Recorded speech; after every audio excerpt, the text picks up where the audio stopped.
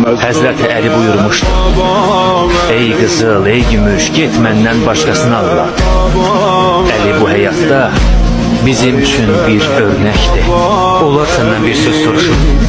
Buyur soruş. Məyər siz müsəlman olaraq Muhammed Peyğəmbərin sizin üçün örnek olduğunu demirsiniz? Allah'ın salamı ona və ailəsinə olsun. Bəli qardaşım, heç şübhəsiz Əlini Allah və onun Peyğəmbəri seçdiyi üçün biz ona tabi olmuş. Və sonda niyə siz şiələr Peyğəmbərə yox, Əliyə tabi olursunuz? Heç də belə deyil. Həqiqətən Əli Peyğəmbərin qardaşı və tərbiyə etdiyi şəxsdir. Biz də Peyğəmbəri qoyaraq Əliyə tabi olmuruq. Əksinə Peyğəmbərimizə çatmaq üçün Əliyə tabi oluruq.